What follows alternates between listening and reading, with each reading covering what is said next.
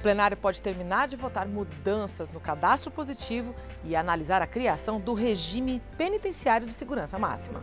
CPI, uma sigla que volta ao dia a dia do Legislativo. Uma já está confirmada. Conheça outras em negociação. E veja também, instalado no Cerrado, o Congresso Nacional colhe em Bosque e Viveiro a contribuição para manter vivo o ecossistema. Esta semana, o plenário da Câmara pode terminar de votar as mudanças no cadastro positivo. Esse cadastro já existe desde 2011 e foi criado para ser tipo aquela lista suja do comércio, só que do bem, só de bons pagadores. O problema é que nesses 8 anos, o cadastro não se popularizou. Por isso, a ideia desse projeto de lei é atrair gente para a iniciativa. Mas como? Invertendo a lógica. Deixa eu explicar. Hoje, só está no cadastro positivo quem pede para entrar. O projeto determina o contrário. Todos os brasileiros vão ser automaticamente inseridos nesse grande banco de informações financeiras dos brasileiros, que considera todo o histórico de pagamentos, de empréstimos, de parcelas, contas pagas.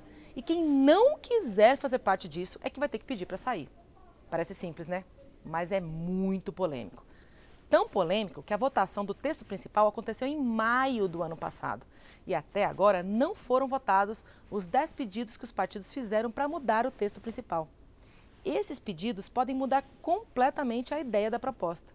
Para você ter uma ideia da polêmica, a gente conversou com 2 líderes partidários. Dá uma olhada. Em primeiro lugar, tem essa questão do sigilo dos dados de cada pessoa, né? Que esse projeto evidentemente entrega aos bancos um cadastro fortíssimo, né? Mas o principal é a questão da inadimplência. Tem 60 milhões de pessoas no Brasil que têm alguma conta em atraso, algum pagamento em atraso.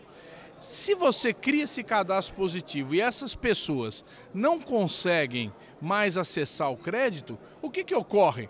Elas não têm como consumir. Nós não vamos concordar com isso, até porque prejudica a própria recuperação da economia. Absolutamente não enxergo isso. Enxergo a possibilidade da gente, tendo um cadastro positivo, poder ofertar juros menores. O Brasil é um dos países com maiores juros do mundo. É claro que no parlamento, exatamente para isso, o debate funciona. A gente pode convencer, ou seja, o convencido. E a partir do debate que vai ser oferecido a voz a esses novos parlamentares que estão chegando agora, eles poderão ser convencidos ou nos convencer, a gente alterar, a aperfeiçoar o projeto. A pauta oficial de votações do plenário da Câmara tem ainda outros projetos, como o que cria o regime penitenciário de segurança máxima, com regras mais rígidas para criminosos considerados altamente perigosos, como os chefões do tráfico, por exemplo.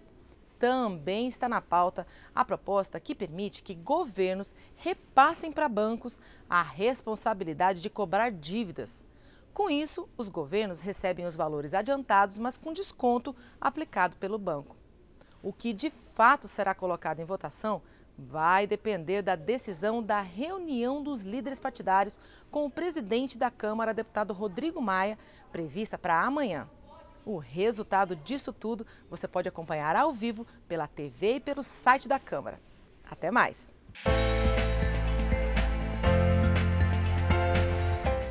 Uma já está confirmada, mas as outras comissões parlamentares de inquérito já estão sendo preparadas. Veja o que pode vir por aí. Logo no início dos trabalhos legislativos em 2019, os deputados já pediram a abertura de 3 CPIs, comissões parlamentares de inquérito. Uma das comissões, que já foi autorizada pela presidência da Câmara, busca investigar o rompimento da barragem da mina do Córrego do Feijão, em Brumadinho, Minas Gerais. O incidente ocorreu no dia 25 de janeiro e causou centenas de mortes.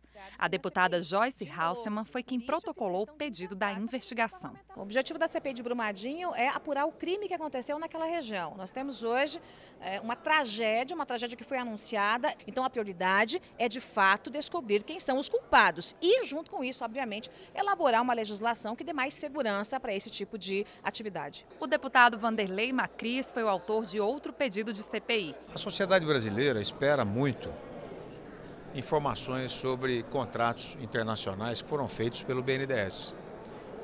no período de 10 anos passados. Essas informações não foram transparentes o suficiente para que a sociedade pudesse ter a tranquilidade de saber que foram bons projetos apresentados pelo BNDES. O terceiro pedido de CPI foi apresentado pela deputada Caroline Gittoni. O objetivo é investigar gastos do governo federal com publicidade nos últimos anos. A partir do ano passado, o TCU baixou uma normativa vetando o acesso do povo brasileiro aos gastos com publicidade. Então, nos últimos 10 anos, nós não temos mais como acessar e saber quais foram as principais emissoras, veículos de comunicação que foram beneficiados aí com milhões e milhões de reais em publicidade estatal. Para criar uma CPI, são necessárias 171 assinaturas, ou seja, pelo menos 1/3 dos 513 deputados. As comissões precisam ter fato determinado e tem prazo de 120 dias, que pode ser prorrogado por até 60 por deliberação do plenário para concluir os trabalhos.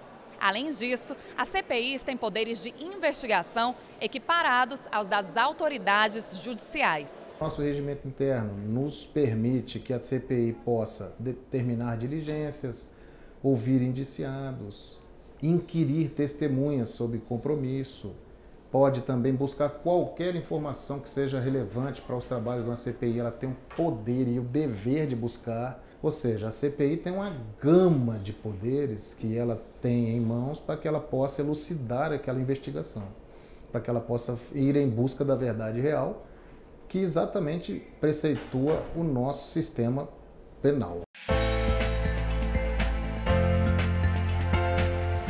Frente Parlamentar e Secretaria da Mulher reabrem discussões sobre os direitos da primeira infância, que vai do nascimento aos 7 anos de idade. Uma proposta é ampliar a licença paternidade. O marco legal da primeira infância foi debatido por 2 anos no Congresso e sancionado em março de 2016. A lei determina que toda criança tem direito de brincar, de ser prioridade nas políticas públicas, direito a ter mãe, pai ou cuidador em casa nos primeiros meses de vida, entre outros pontos. Parece o óbvio, mas na prática a lei ainda não foi implementada. A maior prioridade da frente é a implementação do marco legal. A gente fala muito em apresentar projetos. Nós temos uma legislação que é referência para o mundo. O nosso desafio é fazer ela sair do papel. Então, a frente vai focar exatamente nisso, na questão da implementação do marco legal. Nós queremos garantir que todas as crianças brasileiras, independente da classe social que ela nasça, ela tenha as mesmas oportunidades. E a gente sabe que é no início da vida que isso acontece. A ciência já provou. Do 0 aos 6 anos de idade, o cérebro está em formação. Muito do que acontece nessa época permanece com a pessoa durante toda a vida. É na primeira infância que se desenvolvem algumas das principais características do ser humano, da visão à empatia. Exatamente por isso é tão importante e até necessária uma atenção especial às crianças nessa faixa etária em todos os aspectos. Além da implementação do marco legal da primeira infância, outra ideia surgiu na audiência pública: aumentar o período da licença paternidade. 20 dias é muito pouco, é muito importante que o homem participe mais. Nós temos já algumas experiências do homem dizer: eu engravidei, nós estamos grávidos. Isso quer dizer que ele está participando realmente desse convívio, desse querer ser pai. Então, eu vou defender sim, nesta casa, o aumento dos dias ou meses para a licença da paternidade. Eu acho que precisa aumentar, né, a licença paterna. Agora, oferecer só não basta, né? Precisamos também campanhas de incentivar, precisamos preparar os profissionais de RH nas empresas de como incentivar, precisamos organizar nossas vidas melhores entre essa vida laboral e essa vida em casa, né? Para que o cuidado seja uma coisa dos dois.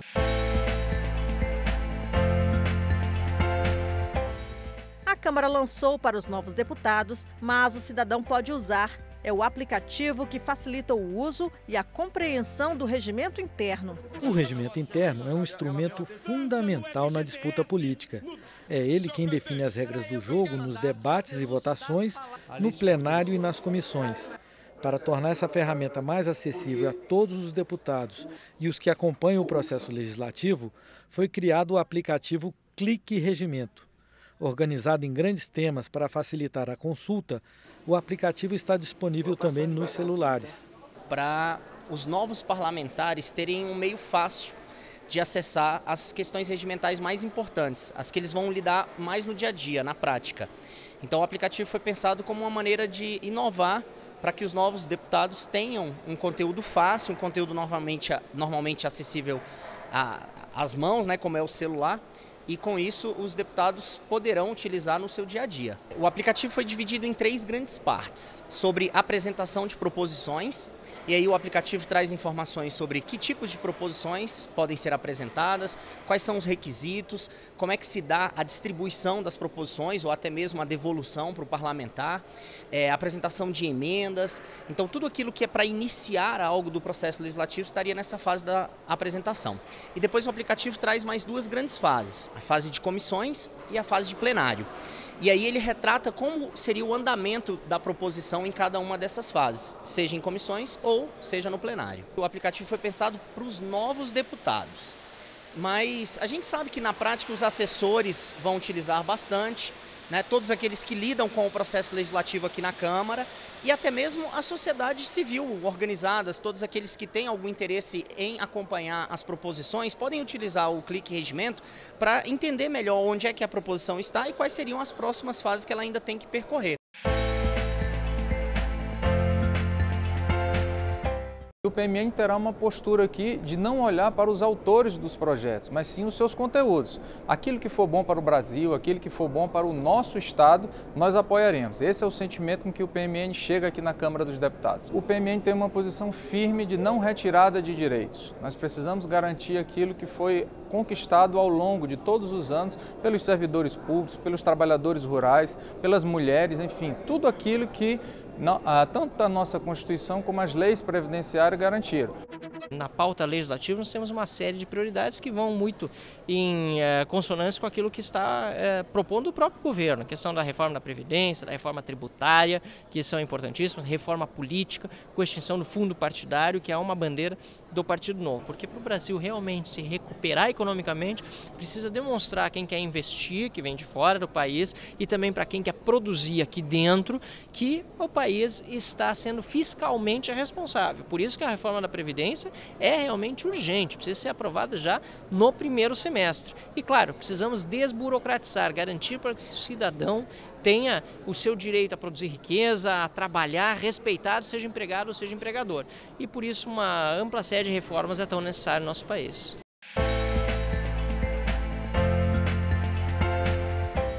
Com Bosque e Viveiro, o Congresso Nacional também faz a sua parte para preservar o cerrado.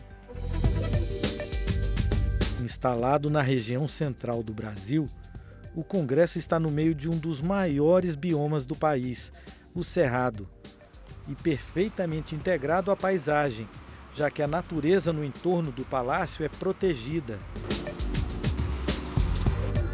A relação do Cerrado com a Câmara dos Deputados é muito grande, né?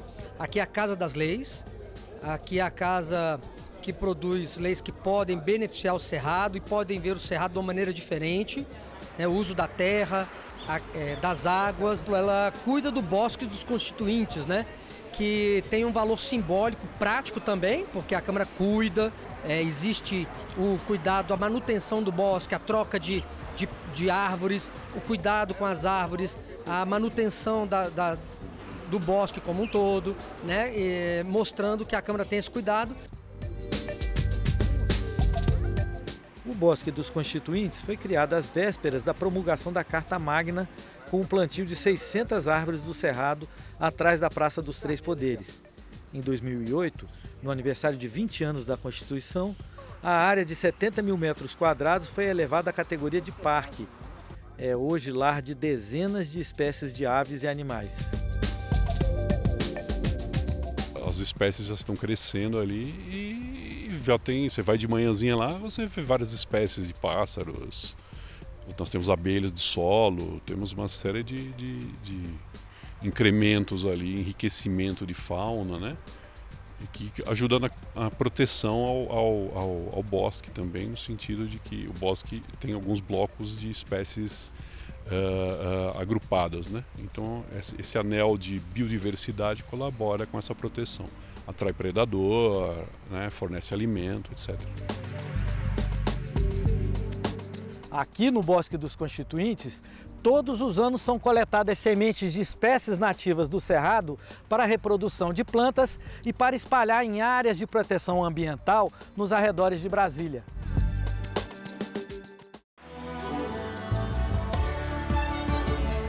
A Câmara mantém um viveiro para a reprodução de espécies do Cerrado. Aqui, o diretor do Parque Nacional da Chapada dos Veadeiros recebeu a doação de caixas com milhões de sementes para serem dispersas na região do parque, atingida por um grande incêndio florestal. O diretor do Parque Nacional veio aqui, a convite, e levou as sementes que a gente coletou, né? E falou que iam ser muito bem-vindas lá, utilizando para colaborar com o resto dos plantios lá, para ajudar a recuperar, né?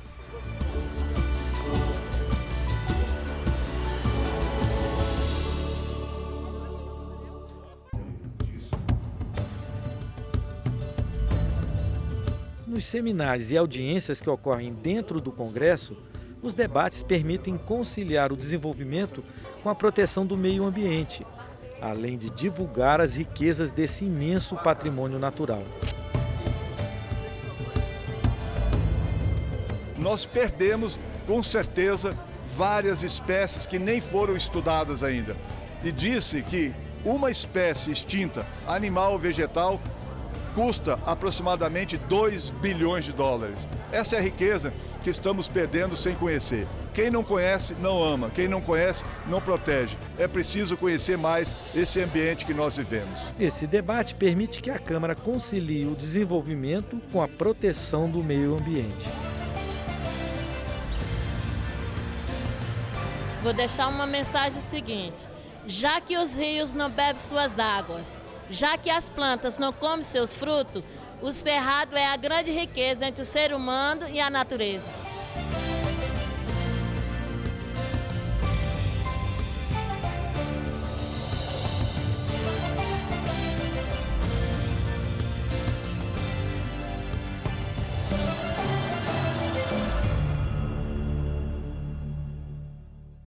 Esta edição termina aqui. Para mais informações ou para rever as nossas reportagens, acesse www.câmara.leg.br. O Jornal da Câmara volta amanhã.